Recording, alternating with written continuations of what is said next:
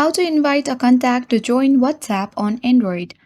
Hi everyone, welcome back to our channel. This is Rose and I'll guide you to invite a contact to join WhatsApp. Without further ado, let's get started. Launch WhatsApp application on your device.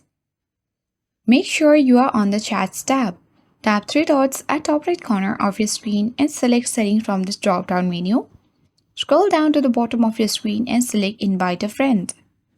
So here you can easily see friends from your contacts, so you can easily tap on the invite button next to the contact and invite a friend from the contacts, or you can easily tap share link at top of your screen. A pop-up will show with different invite option. To send an invite via direct messages, you can easily tap on messages and select a contact and tap the arrow icon to send. Here you can even invite friends via Viber browser, or you can easily tap on the copy link and then open any social media platform and share the link.